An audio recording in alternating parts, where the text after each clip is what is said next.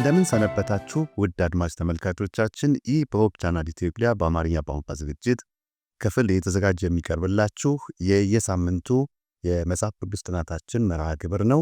ዛሬ ሶስተኛውን ሳምንት መርሃ ግብር ይዘን ቀርበናል። አብረውኝ ለውይይት ያሉትን ላስታውቅና ወደ ጥናታችን እንቀጥላለን።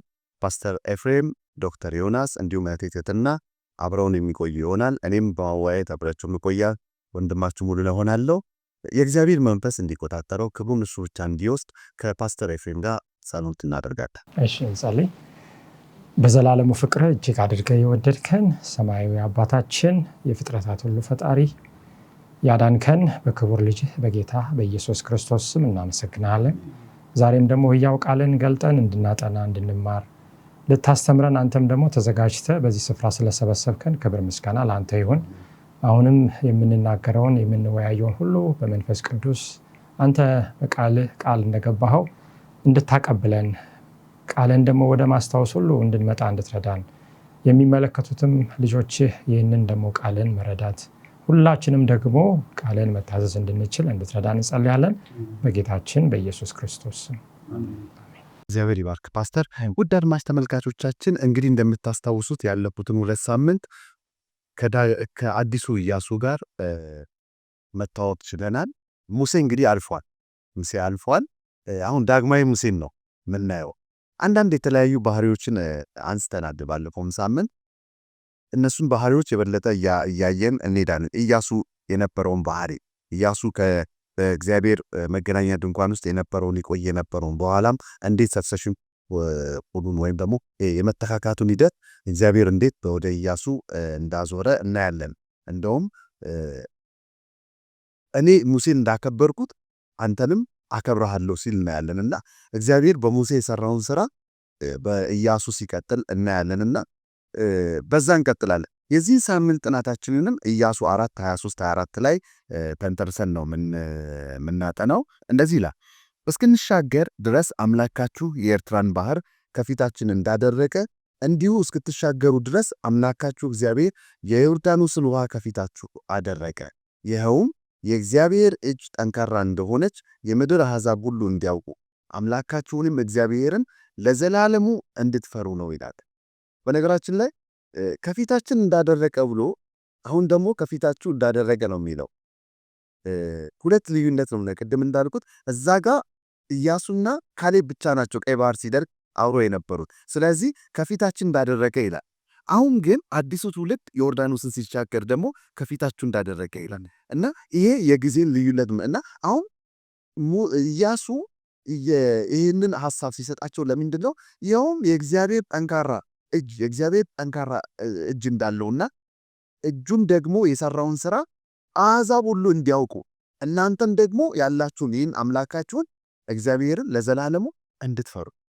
በጣም ነው የሚገርመው። ማወቅ መፍራት የሚሉ ሐሳቦችን እናያለን፣ በኋላ እያነሳን እንሄዳለንና ከዛ ታሪክ ላይ ግን አንድ የመጽሐፍ ቅዱስ ጥናታችን ላይ አንድ ሐሳብ አለ። ያ ሐሳብ እንደዚህ ነው። ጆን የሚባል ሾፌር መኪናውን ሲነዳ የትራፊክ ፖሊስ ያስቆመውና ምን ይለዋል? መንጃ ፈቃዱን ይጠይቀዋል። መንጃ ፈቃዱን ሲጠይቀው ጆን የመለሰለት መልስ ነው የሚያስተምረን ትምህርት ያለውና ምን አለ? ጆን ሲያይ ዋሌቱንና መንጃ ፈቃዱን ቢሮ ረስቶታል። ስለዚህ ምን አሉ ለትራፊክ ፖሊሱ? መንጃ ፈቃዴና ዋሌቴም ቢሮ ረስቻለሁ አለው። ከዛ በኋላ ላይ ትራፊኩ ምን አለው? ስራ ምንድን ነው አለው። ስራዬ ፕሮፌሰር ወይም ዩኒቨርሲቲ ውስጥ አስተማሪ ነኝ አለው። አስተማሪ ነኝ ሲለው ትራፊኩ ምን አለው? እንግዲያውስ አለው እቀጣሃለሁ። ስቀጣህ ግን የቅጣት ሳይሆን የምትከፍለው የማስተማሪያ ነው አለው። የትምህርት ክፍያ ቲዩሽን ፊ ነው እንጂ ይሄ ቅጣት አይደለም ሲለው እናያለን። ዛሬም ሰው እንደመሆናችን መጠን ብዙ ነገሮችን እንረሳለን። በሕይወታችን ውስጥ ብዙ ነገሮችን እንረሳለን። የፍቅረኛችን የትውልድ ቀን ሊሆን ይችላል። እንኳን ያደረሳችሁ መልእክት ሊሆን ይችላል። ስልክ እንደውላለን ብለን ቀጠሮ ይዘን ሊሆን ይችላል። የተለያዩ በሕይወታችን ውስጥ የሚያጋጥሙ ነገሮችን እንረሳለንና መርሳቶቻችን የሰው ባህሪ ነው። ግን ዛሬ የምናጠነው መርሳት ግን የዘላለም ሕይወትን ሊያስቀር የሚችል መርሳት ነው። ስለዚህ ይህን እንዳንረሳ እግዚአብሔር የዮርዳኖስን መሻገር የቀይ ባህርን መከፈል እያለ ትልልቅ ማስታወሻ ነገሮችን ሲሰጥ እናያለን። ወደ ትሕትና ቀጥታ ስመጣ ታዲያ የዮርዳኖስን መሻገር እግዚአብሔር ሲሰጣቸው ምንድነው የተለየ ዝግጅት እንዲያደርጉ የሰጣቸው? ሌላው ደግሞ ዛሬም እኛ ዮርዳኖስ ጫፍ ላይ እንደሆን ይሰማናል። ምክንያቱም አዲሱን ከነዓን ሰማያዊን ከነዓን ልንወስን ያለ ነው። ስለዚህ በእኛ ምትክ የእግዚአብሔርን መገኘት ለመለማመድና ከክርስቶስ ጋር አብረን ለመሆን ዛሬ ማዳበር ያለብን መንፈሳዊ ዝግጁነቶች ምንድን ናቸው? እግዚአብሔር ይስጥልኝ። እንዳልከው እንግዲህ መጽሐፍ ቅዱስ እያጠናን ያለው የኢያሱ መጽሐፍ አይደል? በፊት የነበሩት ትውልዶች ከእግዚአብሔር ጋር ከሙሴ ጋር አብረው የነበረውን ብዙ ልምምዶች የነበራቸው ትውልዶች አልፈዋል። ስለዚህ ይሄ አዲስ ትውልድ ነው። ስለዚህ የእግዚአብሔርን መገኘት በአዲስ መልክ የሚለማመድበት ወቅት ነበር ይሄና ለዛ ምን አላቸው ኢያሱ እንግዲህ እግዚአብሔርን እንግዲህ የተለየ አዲስ ነገር ያደርግ ስለሆነ ተዘጋጁ ብሎ የተናገረበት ክፍል እናገኛለን። ይህን እናገኘው በኢያሱ ምዕራፍ 3 ቁጥር 5 ላይ ነው። ምን ይላል? ኢያሱም ሕዝቡን ነገ እግዚአብሔር በመካከላችሁ ድንቅ ነገር ያደርጋልና ተቀደሱ አለ ይላል። እና መቀደስ ማለት ይሄ በብዙ መልኩ ተጠቅመበታል። ከዚህ በፊትም በነበራቸው ልምምድ ከእግዚአብሔር ጋር ከሙሴ ጋር በነበሩበት ጊዜ ማለት ነውና ይህ ቤተ መቅደሱን ለመቀደስ ወይም ደግሞ እግዚአብሔር የሆነ ነገር ሊያደርግ ሲያስብ ለምሳሌ ተራራው ጋር ሕጉን ሊሰጣቸው በነበረ ጊዜ ላይ ተቀደሱ ተብሎ ልብሳቸውን አጥበው ራሳቸውን ታጥበው የነበሩበት ጊዜ አለ እና ከዛ ከሁሉ በላይ ግን ትልቅ ብስናው ምንም በተመለከተ ነው ከኃጢአት ጋር በሚኖራቸው ግንኙነት ራሳቸውን የሚመረምሩበት ራሳቸውን የሚያነሱበት አይነት ንስሐ የሚገቡበት ጊዜ እንደሚሆን ነግሯቸዋል። እና ይህንን ከዚህ በፊት አንዱ ምሳሌ ሌላ በጦርነትም ጊዜ በሚሆንበት ጊዜ ምን ማድረግ እንዳለባቸው ሙሴ እንግዲህ ከመሞቱ በፊት የነገራቸው ሕግ አለና ያንን በዘዳግም 23 ላይ ሄደን ስናለ የሚናገረው አንድ ክፍል አለ። ምን ይላል? ዘዳግም 23 ላይ ቁጥር 9 ላይ ጠላቶችህን ልትወጋ በወጣ ጊዜ ከክፉ ነገር ሰውነትህን ጠብቅ ይላልና ልክ እንደዚህ አይነት ነገር ራስን የማንጻት ነገር እንደሚያስፈልጋቸው ይናገራልና ይሄ ለምንድን ነው? እግዚአብሔር በመሃላቸው ስለሚገኝ እግዚአብሔር ቅዱስ ስለሆነ እነሱም ራሳቸውን ቀድሰው በቅድስና ከእግዚአብሔር ጋር ለመገናኘት ራሳቸውን ዝግጁ እንዲያደርጉ ሲነግራቸው እንመለከታልና ይሄ ግን እንግዲህ አዲስ ነገር ያደርጋል ያላቸው ነገር ዮርዳኖስን የሚከፍልበት ጊዜ እንደሆነ ከታች ባሉት ቁጥሮች ማየት እንችላለን። በዛው በኢያሱ ምዕራፍ 3 ላይ ምን አለ? ኢያሱ ከቁጥር 7 ላይ እግዚአብሔርም ኢያሱን ከሙሴ ጋር እንደሆንኩ እንዲሁ ካንተ ጋር መሆኔ ያውቁ ዘንድ በዚህ ቀን በእስራኤል ሁሉ ላይ ከፍ ከፍ አደርግ ዘንድ እጀምራለሁ። አንተም የቃል ኪዳንን ታቦት የሚሸከሙ ካህናት በዮርዳኖስ ውሃ ዳር ስትደርሱ በዮርዳኖስ ውስጥ ቁም እለህ እዘዝ አለ ይላልና የእግዚአብሔር መገኘት በተለየ መንገድ የሚለማመዱበት ጊዜ ነውና ያም ደግሞ ለምንድነው? እግዚአብሔር በመሃላቸው እንደሆነ ከሙሴ ጋር እንደነበረ አሁንም ኢያሱ እየመራቸው ባለ ጊዜ ራሱ እግዚአብሔር በመሃላቸው እንደሆነ የሚያሳይ የተለየ ጊዜ ነው። ስለዚህም ካህናቱ ያንን በመሃል ቆሞ በወንዙ በሚቆሙበት ጊዜ ህዝቡ እንዲሻገሩ የሚያደርግበት ጊዜ ነበር ማለት ነው። እና ያ ትልቅ የሚነግራቸው ትልቅ ነገር አለ። ምክንያቱም የእስራኤል ልጆች እንደፈለጉት የሚጓዙት ህዝቦች አይደሉም። እነሱ በፈለጉትን ጊዜ የሚጓዙ ሰዎች አይደለም። ለማን እቅድ ነው የሚመላለሱት? ማለት በእግዚአብሔር ምሪት ማለት ነው። በእያንዳንዱ ጊዜውም እግዚአብሔር ነው፣ መንገዱም እግዚአብሔር ነው። ውጤታማ ለመሆን እንደ ህዝብ ለመሆን ለእስራኤል ልጆች ወሳኙ ነገር እግዚአብሔርን መንገድ መከተል ብቻ ነበርና ያንን የሚያመለክታቸው ነው። ታቦቱ ከፊት መቆሙ በራሱ ያ ታቦት የእግዚአብሔርን መገኘት የሚወክል ነውና ያ ታቦት በወንዙ ላይ ሲቆም ነው ውሃው በተለየ መንገድ ሊከፈል የሚችለውና እነሱ መራመድ የሚችሉትና ለዛ ለተለየ ልምምድ ራሳቸውን የሚያዘጋጁበት ጊዜ እንደሆነ እየነገራቸው ነው ማለት ነውና ይሄ ምንን ያመለክተናል?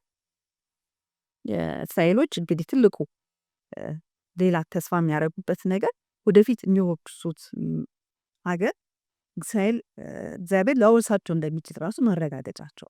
ይህን ካረገ ይህ ሊሆን የማይችል ነገር እግዚአብሔር ካረገ ያንን ተስፋ የገባውን ምድርን አወርሳቸዋለሁ የሚለውን ማውደሱን እርግጠኛ የሚሆኑበት እንደሆነ ይነግራቸዋል። ቁጥር 10 ላይ ምን ይላል? ኢያሱም አለ ሕያው አምላክ በመካከላችን እንደሆነ እሱም ከፊታችሁ ከነዓናዊውን፣ ኬጣውያንም፣ ኢያዊያዊውንም፣ ፌርዛዊውንም፣ ጌርሳዊያዊውንም፣ አሞራዊውንም፣ ኢያቡሳዊውንም ፈጽሞ እንዲያወጣ በዚህ ታውቃላችሁ ይላልና ይህ ማድረጉ ምንድነው? ያንን መሬት አስለቅቆ እንደሚያወርሳቸው እርግጠኛ የሚሆንበት ልምምድ እንደሚሆን የነገራቸውን ያሉና ትልቁ ነገር ከእግዚአብሔር ጋራም የተለየ ጊዜ ያስፈልጋል ማለት ነው። ይህም ለእኛም ነው እና ወደፊት እንግዲህ እየጠበቅን ያለው ክርስቶስ ጋር የምንገናኝበት አዲስ ምድርና አዲስ ሰማይ እንጠብቃለን። ለዛ ራሳችንን እኛ ልክ ለዚህ በቅድስና መኖር እንዳለ እንዲያሬ እኛ ውስጥ በሚሰጠን በመንፈስ ቅዱስ ኃይል አማካኝነት በየቀን እግዚአብሔር ጋር የተቀደሰ ህይወት እንድንለማመድን ክርስቶስ ሲመጣ የሚደሰት ላኒኒስ ምድር መኖር ያን የሚችልበት እንደዚህ ለማመድ እንደሚገባ ሳይደች እግዚአብሔር ይባርክሽ። እንደውም አንድ ሐሳብ አለ አሁን ያነሳሽው ላይ ምን ይላል? ጠላቶቻቸውን ከመዋጋታቸው በፊት ቅድስናቸውን ከጠየቀው ሐሳብ ጋር ዘኍልቍ 14:41 ላይ እንደዚህ ይላል፣ የእግዚአብሔርን ትእዛዝ ለምን ትተላለፋላችሁ? አይጠቅማችሁም። እግዚአብሔር በእናንተ መካከል አይደለምና በጠላቶቻችሁ ፊት እንዳትወድቁ አትውጡ። አማሌቃውያን ከነዓን በፊታችሁ ናቸውና በሰይፍ ትወድቃላችሁ። እግዚአብሔርን ከመከተል ተመልሳችኋልና እግዚአብሔር ከእናንተ ጋር አይሆንም። እስቲ ፓስተር ወደ አንተ መጣለሁ። ይሄ አብሮነትን ምክንያቱም አሁን ቅድስናቸውን ከጠየቀ በኋላ ዮርዳኖስን እንዲሻገሩ እየመራቸው ያለው እንደውም ምን ይላል? ታቦቱ ከፊት ለፊት 1 ኪሎ ሜትር ርቀት ይላል ታቦቱ። ይሄ የእግዚአብሔርን ልውና የእግዚአብሔርን ማንነት የሚያሳይ ነው። እንደው ካህኑ በዓመት አንድ ጊዜ ብቻ ገብቶ ነው ያን እንደሚፈቀድለት የመንጻት ቀን ጊዜ። ይሄ ከእግዚአብሔር ጋር አንድ የመሆንን ሐሳብ ምንድን ነው የሚያሳይ? ይሄ እንግዲህ ዛሬም ቢሆን የእግዚአብሔር አብሮነት ከእግዚአብሔር ሕግ መታዘዝ ጋር አንድ ላይ የሚሄድ ነገር እንደሆነ እንረዳለን። መጽሐፍ ቅዱስ አሁን ያነበብከው ጥቅስ ከዚህ በላይ ግልጽ ሊሆን አይችልም። ሙሴ ለእስራኤል ልጆች ያለው ምንድን ነው? የእግዚአብሔር ትእዛዝ መተላለፍ ነው አሁን እያደረጋችሁ ያላችሁት። ስለዚህ እግዚአብሔር ከእናንተ ጋር የለም ነው፣ አትውጡ ለመዋጋት። ዛሬ እንግዲህ በኋላ የምናየው ውጊያችን ከኃጢአት ጋር ነው፣ ውጊያችን ከክፉ መናፍስት ጋር ነው እንጂ ከስጋና ከደም ጋር አይደለም። ዛሬ እንደነ ኢያሱና እንደነ ሙሴ የምንዋጋው ኬጣዊ፣ አሞራዊ፣ ያቡሳዊ ወይም ከናናዊ የለም። ይሄ መታዘዝ የሚባለው ነገር በጣም ከዚህ በላይ ትኩረት እንዴት መስጠት እንደሚቻል እንግዲህ መጽሐፍ ቅዱስ ግልጽ አድርጎታል። ሌላ ቃል እኛ አያስፈልገን። ስለዚህ የእግዚአብሔር አብሮነት፣ ህልውና፣ ሀልወት የፈለገ ቃል እንስጠው ሊረጋገጥ የሚችለው እግዚአብሔርን እስከታዘዝን ድረስ ነው። እንደውም ሙሴ በኋላ ላይ እግዚአብሔርን ከመከተል ተመልሳችኋል። እግዚአብሔርን አለመከተል ማለት ነው እግዚአብሔርን አለመታዘዝ ማለት። ስለዚህ ታቦቱም አልወጣም፣ ሙሴም አልወጣም። አሁን እንግዲህ በዚህ ስፍራ ሙሴ ክርስቶስን ነው የሚወክለውና እውነተኛውን መሪ ሳይሰሙ ክርስቶስን የሚወክለውን ሳይሰሙ ወጡ ማለት ነው። ዛሬም ሰው እስራኤላዊ ነኝ፣ ሙሴም መሪ ነው፣ እኔም ደግሞ የሰማይ ዜጋ ነኝ፣ እግዚአብሔር አምላኬ ነው እያለ በክርስቶስ ስም ይወጣል። ነገር ግን ይሸነፋል። ለምን? እግዚአብሔርን ከመስማት ትእዛዙን ከመታዘዝ ወደኋላ ተመልሷልና ከመከተል አቁሟልና። ስለዚህ ክርስቶስን አለመስማት ነው ትእዛዙን አለመታዘዝ ማለት። በሌላ አባባል ሄደው ተዋረዱ፣ ተሸነፉ፣ ብዙዎች በሰይፍ ወደቁ። ይሄም ለእግዚአብሔር ስም ውርደት ለእስራኤልም ውድቀት ሆኖ እንደተመለሱ ከታሪኩ እንረዳለንና ይሄ ያለማቅማማት እንደው ኢያሱን ሲናገር ወደ ግራ ወደ ቀኝ አትበል፣ ባሪያዬ ሙሴ እንደታዘዘ ይህንን ሕግ ጠብቅ፣ ከዛ እኔ ካንተ ጋር ሆናለሁ። ስለዚህ ያለማቅማማት ሙሉ በሙሉ እንግዲህ በእንግሊዝኛው ካስፈልግ ስትሪክት በቃ ምንም ፍንክች የማይባል መታዘዝ፣ ያም ደግሞ በተለወጠ ልብ። አሁን እዚህ ጋር ማስመር ያለብን በሕዝቅኤል መጽሐፍ 36 ላይ እኔ አዲስ መንፈስ ሰጣችኋለሁ፣ አዲስ ልብ ሰጣችኋለሁ፣ እናንተንም በትእዛዜ አስኬዳችኋለሁ ይላል። ያልተለወጠ ልብ በኢየሱስ ክርስቶስ መንፈስ ያልተቀየረ ያለ ጸጋው ይህንን ማድረግ አንችልም። ይህንን ግን ለማድረግ እኛ ፈቅደን ይህንን መንፈስ መቀበል አለብን የሚለው እናለን። ቀጥለን ከብዙ ርዕስ ጋር እናገናኘዋለን። ወደ ዶክተር ልምጣ። ታዲያ ይህንን ሐሳብ እንግዲህ የእግዚአብሔር አብሮነት ነው ድሉን የሚሰጣቸው። ይህ እግዚአብሔር ማን ነው የሚለውን በኢያሱ 3:6-17 ያለ ሐሳብ ላይ ነው የምንወያየው። የዮርዳኖስን ይህን አሁን ከፊት ለፊት አብሯቸው በመሆኑ ስለተቀደሱ ለመታዘዝ ዝግጁ ስለሆኑ ከፊታቸው የቀደመው አምላክ ሲከፍል እናያለን። ከዚህ ምንድን ነው የምንማረው? በዛ ላይ ደግሞ በጣም የሚገርም ሐሳብ ያለው ሉቃስ 18:18-27 ያለው ሐሳብስ እንዴት ልናያይዘው እንችላለን? እንዴት ነው በእግዚአብሔር እንድንታመን የሚያበረታታ? ጥሩ ጥያቄ ነው። እግዚአብሔር ማን ነው? እንግዲህ አሁን እስራኤላውያን በሙሴ ረጅም ዓመት ለ40 ዓመት ሲመሩ ቆይተዋል። አሁን አዲስ መሪ አግኝተዋል። አዲሱ መሪ ግን ከአሮጌው መሪ ከሙሴ ጋር እንደነበረ እንደዚሁ ከአንተ ጋር ሆናለሁ ብሎ ሲናገረው እናያለን። ምዕራፍ 3ን በምናነብበት ጊዜ ምዕራፍ 3 ቁጥር 5ን መጀመሪያ ላንብብ። እግዚአብሔር ከተናገረው በኋላ ኢያሱ ያለውን ነገር ነው እዚህ ላይ የምናገኘው። ምን ይለዋል? ነገ እግዚአብሔር በመካከላችሁ ድንቅ ነገር ያደርጋልና ተቀደሱ ሲላቸው እንመለከታለን። እግዚአብሔርን ለሕዝቡ ሲያስተዋውቅ ኢያሱ ምንድን ነው ያለው? እግዚአብሔር ድንቅ ነገር ያደርጋልና ተቀደሱ። እንግዲህ ሁለት ነገሮችን እናያለን እዚህ ላይ። በመጀመሪያ ደረጃ እግዚአብሔር ምን ያደርጋል? ድንቅ ያደርጋል። ይሄ ድንቅ የሚለው ቃል ተአምር የሚያደርግ በዕብራይስጡ አይ ቲንክ ያ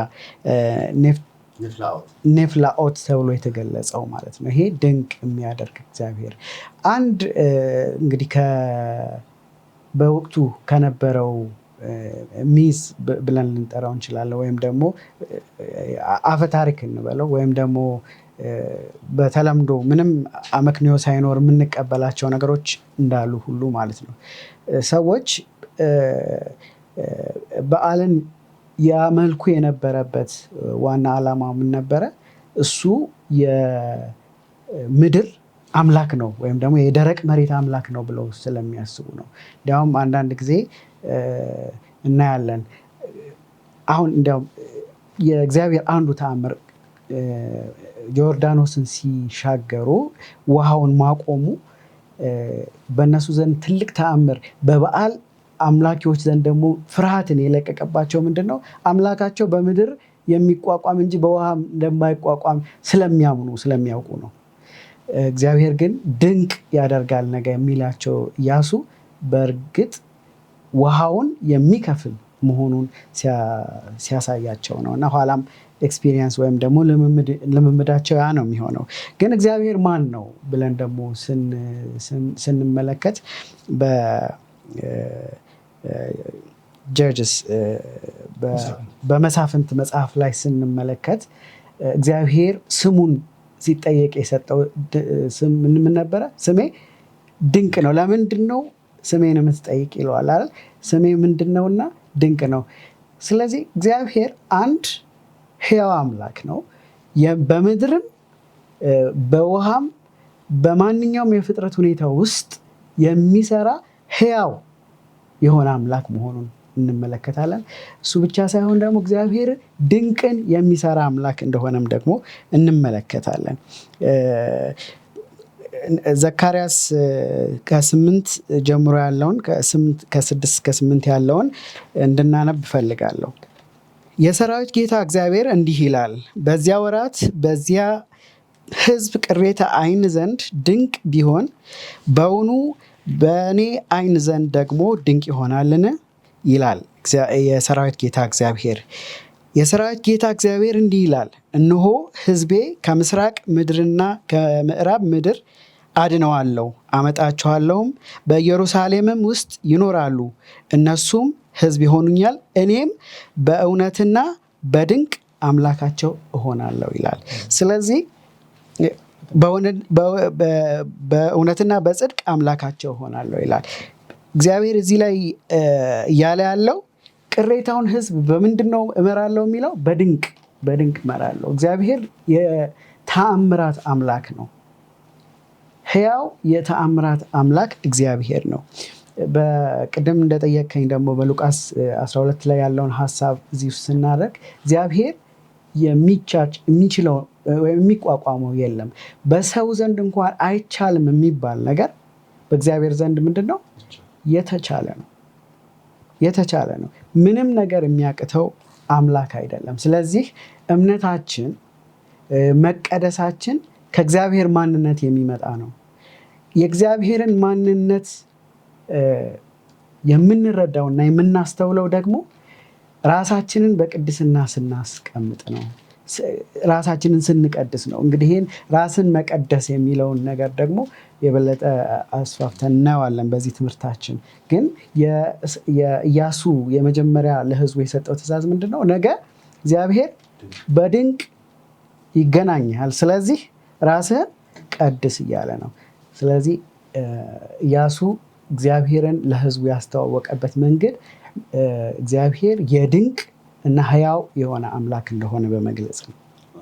እግዚአብሔር ይባል። በእውነት ነፍላውን ታምራትና ድንቅን የሚሰራ አምላክ እንደሆነ ይህም ትውልድ አሁን ቅድም ሪትትና አንስተዋለች። ያ ያለፈው ትውልድ ሰውን ይህም ትውልድ ጌታ እግዚአብሔር እኛንም እንደዚሁ ይህን ድንቅ እንድንለማመድ ይርዳል። ምክንያቱም ራሳችን እንድንለማመድ እንጂ ተራኪዎች እንድንቀር አይደለም። አሁን ብዙዎቻችን የባለፈውን የአብርሃም የይስሐቅ የያዕቆብ አምላክ ያለ ነው የኔ ለማለት አልቻልንም። ለምን? እየተለማመድን ስላልሆነ። እግዚአብሔር ግን የሚፈልገው ያን ድንቅ ሰሪ አምላክ እሱን እኛም እንድንለማመደው ተከተልና ለዛም ነው ኢሳይያስ 44:8 ላይ እንደዚህ ይላል፣ ከኔ ሌላ አምላክ አለን ብሎ ይጠይቅና አምባ የለም ማንንም አላውቅም ይላል። ምክንያቱም ድንቅን የሚያደርግ እግዚአብሔር ብቻ ስለሆነ። ታዲያ ይህን እግዚአብሔር ዚካክሮን ወይም ዝክር በአማርኛው እንዲያደርጉ እግዚአብሔር ፈለገ። በተለይ ኢያሱ 4ን ስናነብ እግዚአብሔር እስራኤላውያን የመታሰቢያ ሐውልት እንዲያቆሙ ጠይቋቸው ነበር። ምንድነው እንዲያቆሙ የፈለገው? ምንድነው ያሰበው እግዚአብሔር? ምክንያቱም ከዚህስ እኛ ምንድነው የምንማረው? ደሞስ እግዚአብሔር ሌላስ ምንድነው እንድናስብ ዝክር አድርጎ ያስቀመጠው? መታሰቢያ አድርጎ ያስቀመጣቸው ምንን ልምድ ማየት እንችላለን? ምክንያቱም ከመጽሐፍ ቅዱስ አንጻር የተቀመጡ ለኛ እግዚአብሔር ይሄ ድንቅ አምላክ እንደሆነ እንድናስታውስ የተቀመጡ ድንቆች አሉ። ምንድናቸው እነዚህ ፓስተር? እውነት ነው። እንግዲህ አስታውሱ የሚለው የማክሰኞ ርዕስ ይህንን ይመለከታል። እንደው ከዛ በፊት የሰኞ መጨረሻው ላይ ከዚህ ጋር ያው ዞሮ ዞሮ ድንቁ ነው ተአምሩ ነው አይደል? አስታውሱ ወደሚለው ሐሳብ መታሰቢያ አድርጉለት ወደሚል የሚመራው በዛ ስፍራ ሉቃስ 18 ላይ በጣም ልቤን ስለነካ ነው። ለሰው የማይቻል ለእግዚአብሔር ይቻላል የሚል ሐሳብ አለና ማን ሊድን ይችላል? ይሄ ሀብታምና ጥሩ የሆነ ሰውዬ ሰማይ አይገባም ከተባለ ለባለጠጋ በመንግስተ ሰማያት መግባት በመርፌ ቀዳዳ መግባት ለግመል ይቀላል ከተባለ ማን ነው የሚገባው ነው? በነገራችን ላይ እኮ ሱባ ፓስተር እንደው አድማጭ ተመልካቾቻችንም እንዲሁ በእነሱ እይታ ይሄ ባለጸጋ የእግዚአብሔር ሰው ነው ብሎ ነው የሚያስቡት። በልምዳቸው ሀብታሞች ይድናሉ ብሎ ነው የሚያስቡት። ምክንያቱም እግዚአብሔር የባረካቸው ናቸው። ደሃዎቹ ደግሞ የኛ ቤቴዎቹ ደግሞ የተረገሙ ናቸው ነው። አሁን ግን ክርስቶስ ቀየረውና ይሄ ሀብታም ሰውዬ ከሚገባ መርፌ ኦፍኮርስ መርፌ ቀዳዳ የሚለው የመርፌ ማለፊያ ሳይሆን እዛም ይስል አሁን ጨርቆስ ምናምን እንደምንለው ስም ነው። በጣም ግመሎች ሲታገቡ ስለነበረ በሱ ማለት ይታከካል ነው እንጂ የመርፌ ቀዳዳ አይደለም። ፖይንቱ ነጋዴዎች የሚሄዱበት መንገድ ነው። እሱን ሲሉ እንዴት ይቻላል አሉ። ክርስቶስ በእግዚአብሔር ዘንድ ግን ይቻላል የሚለው ሐሳብ እንደው ምን ማለት ነው የሚለውን ማንሳት ስለፈለገ እንደውም ጥሩ ሐሳብ አነሳ። ምክንያቱም ዛሬ ኢየሱስን እመን እንጂ አንተ ባለጠጋ ትሆናለህ የሚል የባለጠግነት ወንጌል ወይም የብልጽግና ወንጌል ከተማን አጥለቅልቆን ያለው አይደል? ገጠሩን ሳይቀር በዛ ስፍራ ያለው እንደውም ኢየሱስ አገላብጦታል። ለባለጠጋ ነው ጭንቁ። ገንዘብና ወርቅ ይዘ እኔ ጋር መግባት ይከብዳል፣ ራስን ቀድሰ የሰጠ ሰው ካልሆንክ ያለ ነው። ሀብት ማከማቸት ኃጢአት ነው ያለ አይደለም። ፕራይቬትሊ ወይም በግላችን ሰርተን ነግደን በቅድስና ማትረፍ ይቻላል። መጽሐፍ ቅዱስ ይህንን ይፈቅዳል። ነገር ግን ያ ሰው ፊቱ ጠቁሮ የሄደበት ብዙ ሀብት ስለነበረው ነው። ያለን ሸጠ ለድሆች ስጥ፣ መተም ተከተለኝ፣ በሰማይም ሀብት ይኖራል ሲለው ብዙ ሀብት ስለነበር አዝኖ ሄደና ሐዋርያት ደግሞ የነበራቸው ስለሆነ ኢየሱስ ያን ተጠቅሞ ተናገረ። ትልቁ ተአምር ማለት እንግዲህ በኢየሱስ አባባል ለሰው የማይቻለው ምንድነው? መዳን ነው። ሰውን ማዳን የእግዚአብሔር ትልቁ ተአምር ነው። ይህንን ድንቅ ባለፈው ሰኞ ዕለት ዮኒ እንዳነሳው እግዚአብሔር ሊያደርግ ይችላል።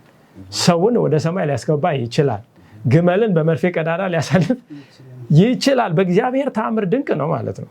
ስለዚህ ደቀ መዛሙርት በኢየሱስ ተስፋ እንዲያደርጉ ሰውን አይተው የሰውን ውሳኔ የሰውን ወደ ኋላ መቅረት አይተው ተስፋ እንዳይቆርጡ ነው። ስለዚህ ወደ ኢያሱ 4 ስንመጣ እንግዲህ አሳለፋቸው። ከዛ ሂዱና ምን አለ? ከዮርዳኖስ ከቆማችሁበት ስፍራ ካህናቱ 12ቱ ከእያንዳንዱ ከ12ቱ ከእስራኤል ነገድ የተመረጡት ያንን ታቦቱን ይዘው የቆሙት ማለት ነው ድንጋይ ያውጡ ከዮርዳኖስ። ከዛ በኋላ ይዘው ይሄዱ። ሁልጊዜ ይሄንን ምን ይበሉ? ለሚመጣው ትውልድ በሚጠይቅበት ጊዜ ምንድነው ብሎ እግዚአብሔር ዮርዳኖስን ከፍሎ በየብስ አሻገረን የሚለው ንገሩ፣ ምልክት ይሁንላችሁ፣ ዘክሩት የሚለውን ሲናገር እናያለን። እና በጣም የሚገርመው እነ ኢያሱ ተመልሰውም እዛ የቆሙበት ስፍራ ምልክት አድርገው ድንጋይንም ይዘው ነው የሄዱት እና የራሱ ትርጉም አለው። በመጽሐፍ ቅዱስ ላይ አምላክ ይህንን ማድረጉ ከኢያሱ ዘመንም በፊት የነበረ ነው። ለምሳሌ ከግብፅ ሲወጡ ራሱ ምልክት ነበረ። በጉበን በመቃኑ ላይ ጠቦቱ ታርዶ ደሙ በሂሶጵ ይረጭ ነበረ። ያ የክርስቶስ ኢየሱስ ደምን ይወክላል። በደሙ የተሸፈነ የሞት መልአክ አገኘውም።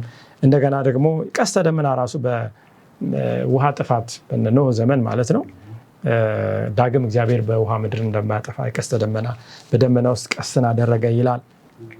ሰንበትን እግዚአብሔር የፍጥረት መታሰቢያ ሐውልት ወይም መታሰቢያ ምልክት አድርጎ ኤደን ገነት ገና ኃጢአት ሳይገባ ሰው ሳይወድቅ ፍጹም የሆነ ዓለም ፍጹም የሆነ ሰው ጋር ምልክት ተደርጎ የተቀመጠው። ስለዚህ በየሳምንቱ የሚመጣው ሰንበት የእግዚአብሔር የፈጣሪነት ሁለተኛ ደግሞ የእግዚአብሔር ነፃ አውጪ ወይም ቀዳሽነት ምልክት ነው። ስለዚህ እሱን እዛ ጋር የፍጥረት ምልክት ያደረገውን ነው። ከግብፅ ሲወጡ ደግሞ እኔ ከግብፅ ያወጣው አምላክ መሆኔን ታስብ ዘንድ ሰንበት ይሰጥቻል። ኤግዛክትሊ። ምክንያቱም በዘጸአት ምዕራፍ 20 ላይ ከሲና ተራራ የተናገረበት እግዚአብሔር፣ ዘዳግም ምዕራፍ 5 ላይ ሙሴ ሕጉን ለእስራኤል በሚደግምበት ጊዜ እግዚአብሔር ሰንበትን የሰጠ ከግብፅ ስላወጣ ነው ብሎ ድጋሚ፣ ዘዳግም ማለት ድጋሚ ነው አይደል? ድጋሚ ሕጉ በተነገረበት ሁለት ዓላማ እንዳለው ሰንበት በኋላ ዕብራውያን ላይ እናያለን። ጳውሎስም ይህንን የእረፍቱ ማሳያ እንደሆነ ባልወደቀው ዓለም ውስጥ ወይም ፍጹም በሆነው ዓለም ውስጥ የተሰጠው ሰንበት አዲስ በሚመጣው ደግሞ ውድቀትና ኃጢአት በሌለበት ሰማይና ምድር ውስጥ ለሚኖረው እረፍት ራሱ ምልክት እንደሆነ የሚያስተምርበትን ሁኔታ እናያለንና ይሄ እንግዲህ በጣም አስፈላጊ ሲሆን ቃሉን ተከትሎ የሚመጣ ድርጊት ነው። እግዚአብሔር ያዘዘውን ተከትሎ ለምሳሌ ዛሬ እኛ ምን ይጠቅመናል? ይሄ ማስታወሳችን እግዚአብሔር የሰራውን በዚህ በመጽሐፍ ቅዱስ በርካታ ምልክቶች አሉ፣ በርካታ ድንቆች አሉ። በአዲስ ኪዳን ላይ እግዚአብሔር ጥምቀት እንድንጠመቅ አዟል። የጌታን እራት ለመታሰቢያ አድርጉ ያለውን እንድንወስድ ምልክት ነው። ይሄ ለመታሰቢያ አድርጉት ብሎ አዟል። እነዚህ ነገሮች የአምላክን ያለፈውን ስራ በህይወታችን ህያው ያደርጉታል። ይሄ በአንድ ጊዜ ተደርጎ ያለፈ ታሪክ ብቻ ሳይሆን ህያው የሆነ እውነታ ነው። ቅድም ያልከው ነገር እኔ ወደ እግዚአብሔር መልክ እንድቀየር፣ ወደ እግዚአብሔር ባህሪ እንድመጣ፣ የእግዚአብሔርን ማንነት የራሴ እንዳደርግ ባህሪውን ጸባዩን ማለት ነው፣ ፍቅሩን፣ ቸርነቱን፣ ደግነቱን፣ ይቅርታው ይረዱኛል። እምነት በውስጤ መንፈሳዊው ነገር እንዲነሳሳ የሚረዳ ነገር ነው። ዝም ብሎ ከመዘከርና አነብልቦ ከማለፍ ባለፈ በህይወታችን እውን የሚሆነው ጳውሎስ እንደሚናገር ለእኛም ወደ እረፍቱ እንድንገባ ለእግዚአብሔር ሕዝብ የእግዚአብሔር ሰንበት እረፍት ቀርቶላቸዋል ይላል። ምን እንድናደርገው? እንድንለማመደው ማለት ነው። ቴስት በኢየሱስ ክርስቶስ በተሰራው ነገር ማረፍ ተፈጸመ ብሏል። በተፈጸመው ነገር ማረፍ ማመን። ዛሬ ብዙ በዙሪያችን የሚሰሩ ስራዎች አሉ፣ የሰይጣን ስራዎች። አንድም ወደ አንተ አይቀርብም ነው። እግዚአብሔር ይጠብቃል። ለምን? ጥንት ጠብቋላ አርጓላ። ያ እኔ እንድለማመደው፣ እኔ እንዳልፈራ፣ እግዚአብሔር እንድትፈራ ይላል። የምንፈራው እግዚአብሔር ብቻ እንዲሆን ሌላ ነገር እንዳንፈራ። እነዚህ ነገሮች ሁሉ ጥቅሞች አሉ ከመታሰቢያው ጋር ተያይዞ ማለት ነው። እግዚአብሔር ይባርክ ፓስተር። እንደው እስቲ አሁን አስታውሱ ላይ ነን። አስታውሱ ላይ በህይወታችን ውስጥ አሁን ምክንያቱም ቅድም ብለናል፣ ሰንበት አለ፣ ቀይ ባህር መክፈል አለ፣ ደሙ አለ፣ የጌታ እራት አለ፣ ስቅለቱን እናስባለን ሁሌ። እንደው በህይወት አሁን ላንቺ የምታስታውሹ ምን አለ በህይወታችን? ምክንያቱም በየነቱ ማስታወስ አለብን ብለናል። ለየራሳችን ወደ ግንድ ደግሞ እናምጠው። በነገሮቹ ሰብስበው ያን ድንጋይ አስቀምጠው ይህ ድንጋይ ምንድን ነው ብለው ሲጠይቋቸው ያንን አስታውሱ ብሏል። ቀስተ ደመና በውሃ እንደማንጠፋ ምልክት ሆኖናል። ምንድን ነው በህይወትሽ ውስጥ የምታስታውሽ? ያው ማረሳው እግዚአብሔር ያዳነኝ ማዳን። ምክንያቱም አሁን ከውጭ ካሉ ሰዎች እኔ ምንም የምለይበት መንገድ የለም አይደል? እነሱ የሚያምኑትን እኔም ላምን ይችል ነበር። እግዚአብሔር የማዳን ስራ ከአእምሮ በላይ የሆነ ሊገልጸው የማልችለው ነገር እሱ ስላዳነኝ ነው። እኔ ዛሬ ይህንን እውነት አምኜ ደግሞ ለሰው ያመንኩት ማካፈል የሚችልበት እድል ያገኘሁት እና ይሄ እግዚአብሔር ቅድም እንደተናገረው ትልቁ ነገር ከዮርዳኖስን ከመክፈል በላይ ቀይ ባህርን ከማሻገር በላይ እግዚአብሔር የሰራው ትልቅ ስራ የሰው ልጆች ማዳን እና ምክንያቱም ትክክለኛ የሚገባን ነገር ሞት ብቻ ነበር። አትላታችን ጋርም ይሄ በበላችሁ ቀን ትሞታላችሁ ብሏል። ለአዳም በግልጽ ሙትን አልሞትም። ያልሞተው ለምንድነው? ራሱ አልጋ ገብቶ ያንን ሞት በራሱ ላይ ወስዶ ስላዳነኝና ያንን እውነት ደግሞ መረዳት መቻል በራሱ በዚህ በተፈጥሮ አእምሯችን እንረዳው የምንችለው ነገር አይደለም። ከዛ ያዳነኝ ሳቅ ካስታወሱ ጊዜ ይህ እንዴት በራልኝ የሚለው ነገር በእኔ ሁልጊዜ ትልቅ ምልክት ነው። የሚያስደነግጠኝ ነው ወደ ሌላ ነገር እንዳላስብ።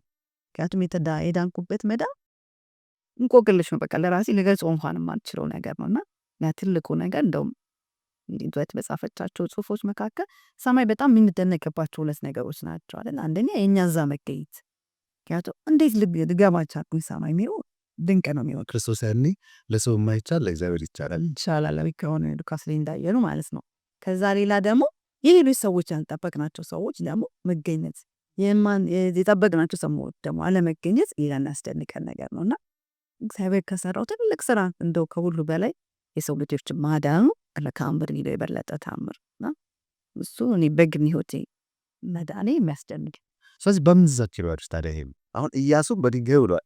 አሁን ብዙ ጊዜ ሰዎች ልጆቻችንን ባረሉ ፎከሳችን አሁን መሰላቸው። አሁን እኔ በማሊ ሳስበው እኛ ክርስቲያኖች ምንድነው ብንዘክር ልጆቻችን ምንን አይተው ይሄ ምንድነው ምን ይበሉ? አሁን ጥያቄ ነው የሚሆንብኝ እሱ ነው። ዶክተር ምንድነው አሁን አንተ ለሌላ ሰው አንተ ላይ አይቶ ዶክተር ምንድነው ሲልህ ይሄ እንደዚህ ሆንኩበት ነው የምትለው ምን አለ? ምክንያቱም ስለ ድንጋዩ ማለት አንችልም። ዮርዳኖስን አልተሻገርንም። ክርስቶስ የሞተበት አለ። ምንድነው ምልክታችን? ነው እንደ ቤተ ክርስቲያን እንደ አንድ ጉባኤ ምንድነው ምልክታችን? ቲቲ ልምጣ አንቺ ጋር ታም እኮ ትልቅ አሁን ቅድም ዘዳግም ላይ ያነበብነው ጥቅስ እሱን እኮ ነው የሚናገረው። ሰንበት አንድ ከሀብት የመውጣታችን ላት ባርነት የወጣንበት የተፈጠርነው መጀመሪያ እግዚአብሔር ፈጠረን መንዳም በአዳምና ሔዋን አይደል? ከዛን ደግሞ ሪክሬት ማረገ እንደ ኮድ ላይ ምርበት እንደገና ምን አረገ ፈጠረን አይደለ? እንደውም ራሱን ሲያስተዋውቅ ለመጨረሻው ቤተክርስቲያን ክርስቶስ ሲናገር ፈጣሪነቱን አስተዋውቆ ነው አይደለ? ማንነቱን ያስተዋወቃል ለዛች ቤተክርስቲያን ለሰባተኛው ቤተክርስቲያን። ያን ያለበት ምክንያት ምንድነው? ምንም እንኳን በቃ ምንም ተስፋ የሌላት ብትሆን የዚህ ዘመን ያለን ክርስቲያኖች ከእግዚአብሔር በጣም የራቅን ብንሆንም ግን ከዛ ማንነታችን እንደገና የመፍጠር ኃይል ያለው አምላክ ነው ክርስቶስና ያን እንድናስታውስ ነውና ሰንበት የሚያስታውሰን እግዚአብሔር መጀመሪያ ፈጣሪነት ብቻ ሳይሆን እንደገና ሊፈጥረን ይችላል፣ አዲስ ሊያደርገን ይችላል። በክርስቶስ አዲሱን ሰው ልበሱ የተባለው ያ አዲሱን ማንነት የፈጠረ እሱ። ሁለተኛም ደግሞ ከባርነት ያንን በሌላ መልክ ሲገልጸው ደግሞ በግብፅ ባርነት ነፃ ያወጣቸው መሆኑ ምልክት አድርጎ የነገራቸው ሙሴ ድጋሚ ሲደግምላቸው ማለት ነውና ያ ማለት እኛም ከኃጢአት ባርነት ነፃ ለመውጣታችን ትልቁ ምልክት ሰንበትን ስናከብር በሰንበት ስናድ እግዚአብሔር እንደፈጠረኝ መጀመሪያ፣ ሁለተኛ ከኃጢአት ደግሞ በኃጢአት ስወድቅ እንደገና ደግሞ እንደፈጠረኝ ሪክሬት እንዳደረገኝ እዛ ከኃጢአት ባርነት እንደው በየቀኑ በምኖረው ኑሮ ከኃጢአት ነፃ የሚያወጣኝ ማን ነው? ክርስቶስ ብቻ ነው የሚለው አንገር እድል የሚሰጠን ነው። አሜን። እግዚአብሔር ይባርክ። ዶክተር ምን አልከች? ምናልባት ተጨማሪ የማደርገው እንግዲህ ይህንን አድርጉት ቅድም ፓስተር ኤፍሬምም ሲናገረው ነበረ። ይህንን አድርጉት ለመታሰቢያ ያለው የጌታ እራት ፕሮግራም ነው። የጌታ እራት ፕሮግራም ብዙዎቻችን በአንድም በተለያየ ምክንያት ለመካፈል ወደኋላ እንላለን። ግን ያንን እግዚአብሔር ክርስቶስ ለመታሰቢያ ያድርጉት ያለው ነው። ያ ግን ምን አልቲሜትሊ ያስታውሰናል ብለን እንድናስብ ያስፈልጋል። ክርስቶስ የመዳን ታሪካችንን የጻፈበትን ያ የመስቀል ውሎ የዘወትር ትውስታችን መሆን መቻል አለበት። ሁልጊዜ ከአእምሯችን ሊጠፋ የማይገባው ትውስታ ክርስቶስ በመስቀል ላይ የዋለበት ትውስታ ነው።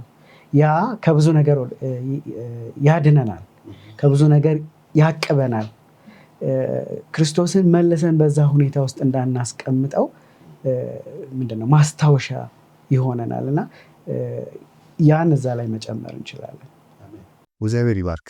ባይዘው የጌታ እራትን ስታነሳ ብዙ ቦታ አልተለመደም። አንዳንድ የሃይማኖት ድርጅቶች ውስጥ በአመት አንዴ ይመስለኛል ፋሲካ ላይ ይመስለኛል የእግር እጥበት በሚገርም ሁኔታ ያለፈው ሳምንት እኛ ጋር የጌታ እራት ነበር እና አዲስ የመጡ ነፍሳት ጠየቁ፣ ለምንድን ነው እግር የምትታጠቡት አሉ። ስንብናም ክርስቶስ ነው አይደል ያስተማረ። እሱ አስተማሪ እያለ ጌታ እያለ ጻድቅ እያለ የሁሉንም እስከ ይሁዳ እግር ድረስ ታች ዝቅ ብሎ አድቦ ነበርና ለዛም ነው አሁን ዶክተርም ፓስተርም እንዳላችሁት ይህንን አድርጉት ለመታሰቢያ። አሁን የጌታ እራትን ስንወስድ ሌላ አይደለም ዋናው ፖይንቱ ይሄው መታሰቢያው ነው። አሁን ለዚህ ሰዎች ሲጠይቁ ምንድነው ያልኳቸው፣ ይሄ ስርዓት የጌታን ያን ዝቅ የማለት ስርዓት ያን ወርዶ ከሰማይ ወርዶ የኛን የባሪያ ፊልጵስዩስ 2 ነው በደንብ የሚያሳየውና ያንን ከነገርኳቸው በኋላ ይሄ ጌታ ራት ደግሞ እሱ ያዘጋጀው ነው። ዳግመኛ በጌታ በሰማይ በሚዘጋጀው በበጉ ሰርግ ላይ እስክንገኝ ድረስ እሱ እንደማይበላ ያለበትን አስረዳንና እያንዳንዱ የቤተ ክርስቲያን ስርዓት ውስጥ መጽሐፍ ቅዱስን ተከትሎ የሚደረጉ ስርዓቶች መታሰቢያዎች ናቸው። ችግሩ ግን ከሱ ደግሞ ተቃራኒ አለ። ምን የሚል ወግ አጥባቂ የሆነ ወይም ተጨማሪ የሆኑትን መለየት አለብን። ለልጆቻችን ስንናገር መጽሐፍ ቅዱሳዊ ነው ወይ ነው። መጽሐፍ ቅዱሳዊ የሆኑ ስርዓቶች ሁሉ መታሰቢያዎች ናቸው። ከዛ የለቀቀ ሲሆን ግን ወግ አጥባቂነት ወይም ስተት ይመጣል። ይህንን ማሳሰብ ፈልጌ ነው። ምክንያቱም ቀጥሎ የምናያቸው ሀሳቦች ላይ እናነሳለን። ፓስተር ከረፍት መልስ እመጣል። ከረፍት መልስ እንነሳለን። ውድ አድማጭ ተመልካቾቻችን ለእናንተስ በቤታችሁም በቤተ ክርስቲያንም በስራ ቦታም ቢሆን ምንድነው የእናንተ ወግ ወይም ደግሞ የእናንተ ስርዓት? እግዚአብሔር በሕይወታችሁ ውስጥ የሰራላችሁን ስራ የምታስታውሱበት የምትዘክሩበት። ይህንን እየተወያያችሁ ጠብቁን። ካፍታ ቆይታ በኋላ እንመላለሳለን። አብራችሁን ቆዩ።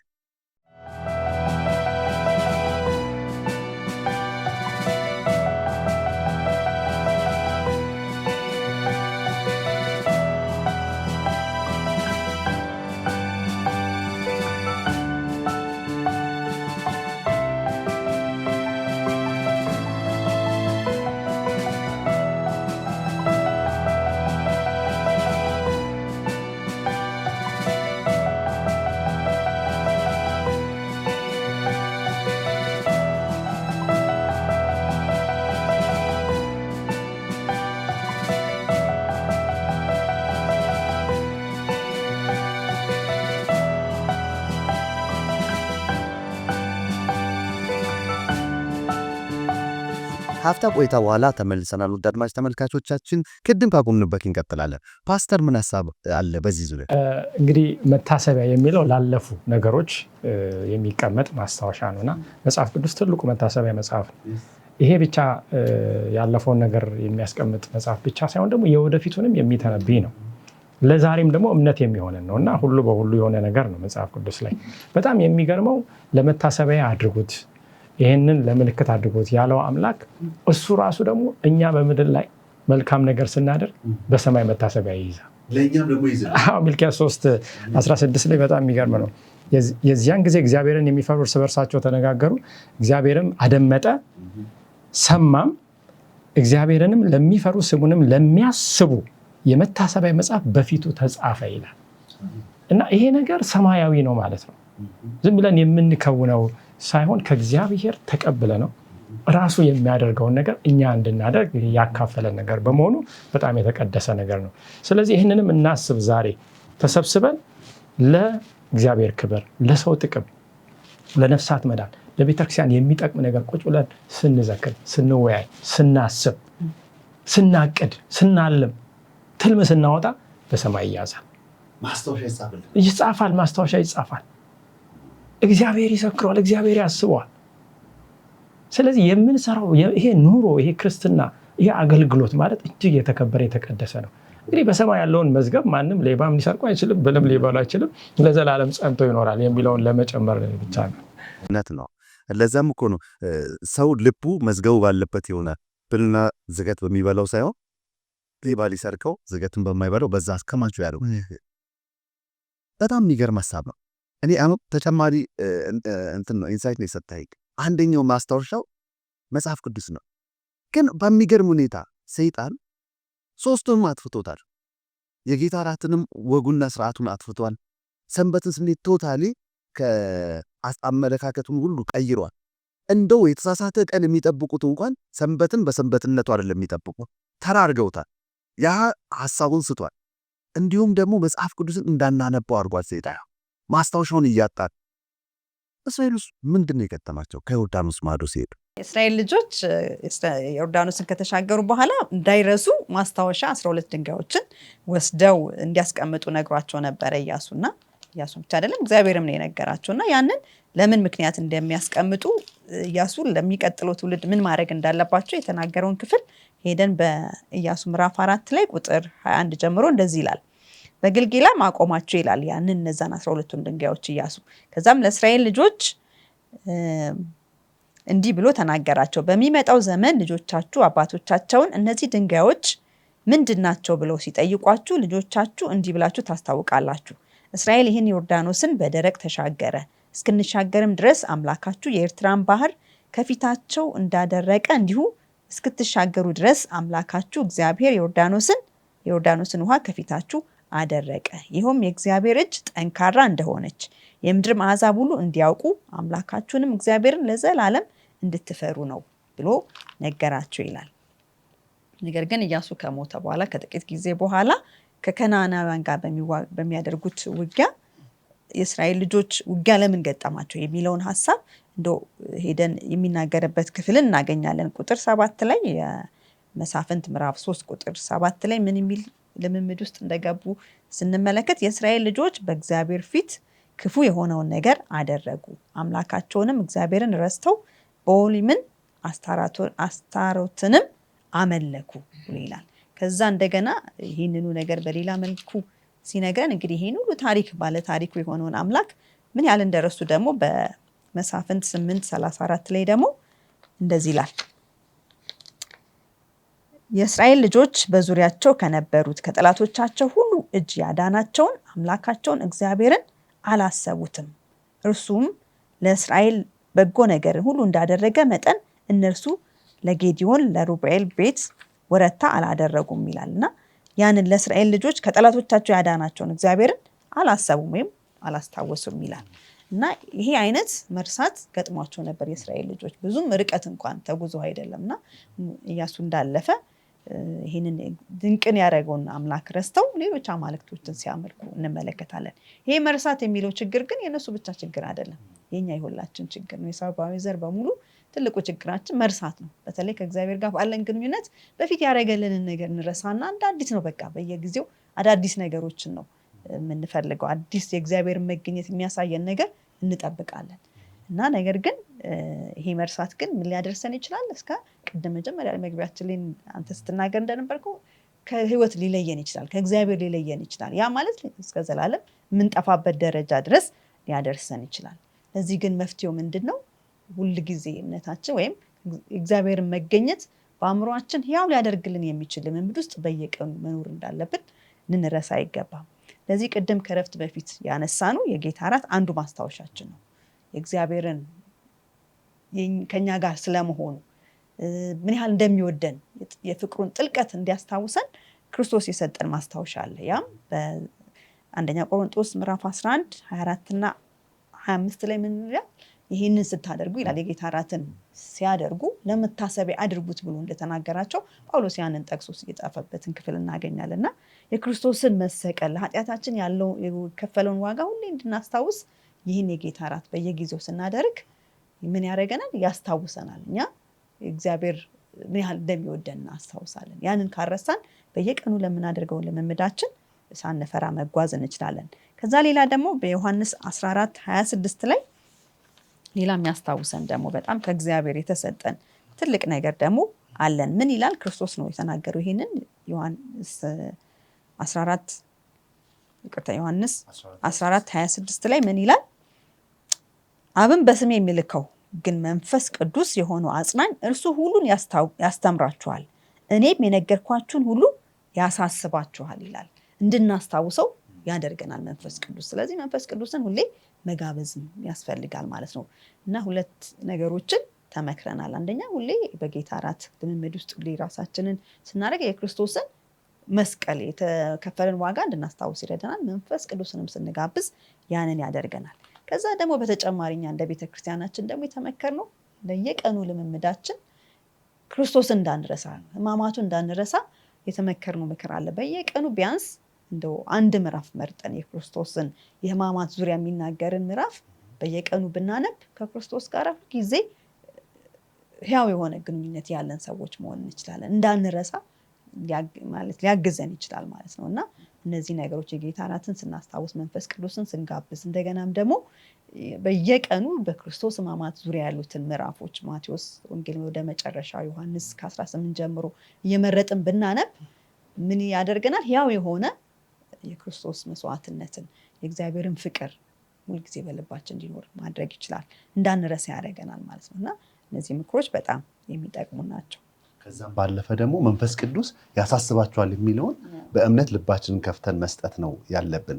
ይህ በጣም ትልቅ ሀሳብ ነው። ደግሞም ቅድም ያነሳሽው አለ ጌታ ትናንት እኛን የመራበትን መንገድና ትምህርቱን ካረሳን በስተቀር ለወደፊቱ ምንም የሚያስፈራን የለም። ምክንያቱም ያ ሁሉን አዋቂ፣ ያ ሁሉን ቻይ፣ ሰው የማይችለውን እርሱ ግን የሚችለው አምላክ ከኛ ጋር ከሆነ እሱን ደግሞ ለማግኘት ለእሱ ከታዘዝን በእሱ ቅድስና ውስጥ ከኖርን የሚያስፈራን ነገር አይኖርም ነው ፖይንቱ። ግን ታዲያ እስራኤላውያንን ይህን ሀሳብ ስናይ መዝሙር 66:6 ላይ ስናይ እንደዚህ ይላል፣ ባህርን የብስ አደረጋት፣ ወንዙንም በእግር ተሻገሩ፣ በዚያ በእርሱ ደስ ይለናል ይላል። እስራኤላውያን ግን የሆኑት ይህንን ነው ወይ ሆኑ ወይ? ይህን ሀሳብ ምንድን ነው ይህን የሚያሳየው? በተለይ ደግሞ መዝሙር 114 ላይ ደግሞ ስናይ ሁለቱን ክንውኖች አንድ ላይ አድርጎ እናያለን። አንድ ላይ የተከሰቱ እንዳልሆኑ እናውቃለን። በተለያዩ ጊዜ የተከሰቱ ናቸው። ግን እሱ አንድ ላይ አድርጎ የእግዚአብሔርን ማስታወሻ ሀሳብ ሲገልጽበት እናያለን። ምክንያቱም አንዱ ከባርነት ወደ ነፃነት የሄዱበት ነው። ቀይ ባህርን ሲሻገሩ ግብፅን የተሻገሩት፣ ዮርዳኖስን ደግሞ ወደ መሬት ወይም ደግሞ ከመሬት አልባነት ወደ ሀገር መሆን ነው ያደጉት። በብሉይ ኪዳን ላይ ይሄ ታሪክ ያለውን ሀሳብ ከኛ ጋር እንዴት ታያይዘዋለን? ከኢየሱስ ሕይወትስ ጋር እንዴት መግለጽ እንችላለን? እንግዲህ የምንመለከተው እስራኤል ከዮርዳኖስ ባሻገር ያለውን ህይወት ነውና የቀይ ባህር መከፈል እና የዮርዳኖስ ወንዝ መከፈል በመጽሐፍ ቅዱስ ውስጥ ትልቅ የሆነን የዘመን ማመልከቻ፣ የአዲስ ዘመን ማመልከቻ ሆኖ እንመለከተዋለን። ለምሳሌ የቀይ ባህርን ብንመለከት እስራኤል ከባርነት ወደ ነፃነት የወጣበትን ዘመን ወይም ደግሞ ኤራን ነው የሚያሳየን። ልክ እንደዚሁም ደግሞ ዮርዳኖስ ሲሻገሩ አዲሱ ትውልድ እስራኤል ዮርዳኖስን በሚሻገርበት ጊዜ አዲስን ሀገር የሚኖሩበት እግዚአብሔር የማለላቸውን አገር የሚወርሱበት ዘመን እንደሆነ እንመለከታለን። እንግዲህ ባለመዝሙሩ ይህንን ሁኔታ ከራሱ ጋር ሲያገናኘው እንመለከታለን። በመዝሙር 66 ከቁጥር 6 ላይ ምንድነው የሚለው? ባህርን የብስ አደረጋት፣ ወንዙንም በእግር ተሻገሩ፣ በዚያ በእርሱ ደስ ይለናል ይላል። እንግዲህ የደስታው ምንጭ እግዚአብሔር ከአንድ ካለንበት ሁኔታ ወደሚቀጥለው ሲያሻግረን የደስታችን ምንጭ እንደሆነ ያስረዳናል። ራሱ ግን ዳዊት ይሄንን ነገር ኤክስፒሪየንስ ያደርግ ወይም የተለማመደውን ነገር ሲናገር ምን ይላል? እዚሁ ምዕራፍ ላይ ወደ ኋላ ቁጥሮች ሄደን ስናነብ ለምሳሌ በቁጥር 17 ላይ በአፌ ወደ እርሱ ጮህ፣ በአንደበቴም አመሰገንሁት፣ በልቤስ በደልን አይቼ ብሆን ጌታ አይሰማኝም ነበረ። ስለዚህ እግዚአብሔር ሰማኝ፣ የልመናዬን ድምፅ አደመጠ። ጸሎቴን ያልከለከለኝ ምሕረቱንም ከኔ ያላረቀ እግዚአብሔር ይመስገን። እዚህ ላይ የምናገኘው ነገር ምንድን ነው? እግዚአብሔር ሲያሻግረን ለምስክር ወይም ለምስክርነት እድል እየሰጠን እንደሆነ እንመለከታለን። ለምስክርነት እድል እየሰጠን እንደሆነ እንመለከታለን። ወደ ዮርዳኖስ ልመለስና ዮርዳኖስ እንግዲህ በታሪክ የተከፈለው 3 ጊዜ ነው። መጀመሪያ ኤልያስ እና ኤልሳ አንድ ላይ በነበሩ ጊዜ ከኤልያስ መነጠቅ በፊት ተከፍሎ ነበረ። ያ አንድ ትልቅ ዘመንን ያመለክታል። ያ ምንድነው? ኤልያስ በእሳት ሰረገላ ወደ ሰማይ ሄደበትን ያመለክታል። ከዛ በኋላ ግን ኤልያስ ከሄደ በኋላ ተመልሶ ኤልሳ ሲመለስ ይሄው ዮርዳኖስ ያጋጥመዋል። ከዛ በኋላ ከፍሎ ይሻገራል። ከፍሎ ሲሻገር አዲስ ምዕራፍን በህይወቱ እንዳገኘ እንመለከታለን። የኤልያስ ረዳት የነበረው ኤልሳ አሁን የህዝቡ የእስራኤል ምን ሆነ? ነቢይ ሆነ። ራሱን የቻለ ሙሉ ነቢይ ሆነ። ብዙ ተአምራት እንዳደረገ እንመለከታለን። ስለዚህ እነዚህ ዘመኖች በእስራኤል ታሪክ ውስጥ እነዚህ መከፈሎች በእስራኤል ታሪክ ውስጥ ትልቅ ቦታ እንዳላቸው እንመለከታለን። ኋላም ደግሞ ክርስቶስ ከመጣ በኋላ ይህንኑ ታሪክ ሲደግም እንመለከተዋለን። የሞት አዋጅ በወጣበት ጊዜ እናቱ ይዛ ወዴት ሄደች ነው የሚለው መጽሐፍ ቅዱስ። ወደ ግብፅ ተሰደደ። ወደ ግብፅ በሚሰደድበት ጊዜ ቀይ ባህርን ተሻግሮ እንደሄደ እንመለከታለን፣ ተመልሶም እንደመጣ። ኋላም ደግሞ ሲጠመቅ ዮርዳኖስ ላይ እንደተጠመቀ እንመለከታለን። ስለዚህ ዮርዳኖስ አሁንም የክርስቶስ እንደ እስራኤል ወኪልነቱ ሁለቱንም ሲያሟላ እንመለከታለን። ያም ብቻ አይደለም።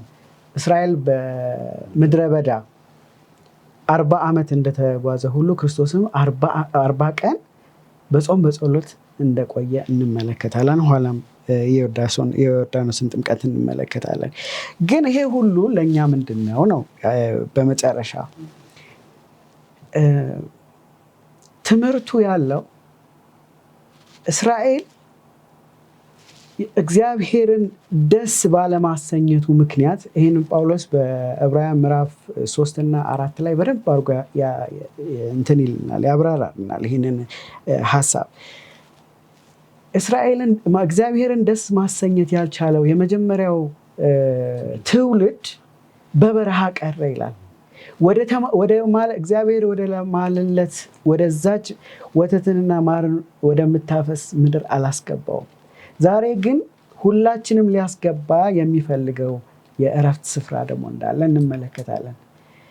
በእግዚአብሔር በክርስቶስ ስራ ማረፍ እግዚአብሔር ከጥፋት ካለንበት ከጥፋት ወደዚህኛው ፍጹም ነፃነት ሊያመጣን ይወዳል። ነገር ግን ይህንን የምናረጋግጥበት ደግሞ መንገድ አለ። ዕብራውያን ላይ ጥቂት ጥቅሶችን ላንብብ። ከዕብራውያን 3:13 ጀምሮ ያለውን ላንብብ። ነገር ግን ከእናንተ ማንም በኃጢአት መታለል እልከኛ እንዳይሆን ዛሬ ተብሎ ሲጠራ ሳለ በእያንዳንዱ ቀን እርስ በርሳችሁ ተመካከሩ፣ የመጀመሪያ እምነታችንን እስከ መጨረሻው አጽንተን ብንጠብቅ የክርስቶስ ተካፋዮች ሆነናልና እየተባለ ዛሬ ድምፁን ብትሰሙ በማስመረር እንዳልሆነ ልባችሁም እልከኛ አታድርጉት። ሰምተው ያስመረሩት እነማን ነበሩ? በሙሴ ተመርተው ከግብፅ የወጡት ሁሉ አይደሉምን? 40 ዓመትም የተቆጣቸው እነማን ነበሩ? ሬሳቸው በምድረ በዳ የወደቀ ኃጢአትን ያደረጉት እነርሱ አይደሉምን? ይላል።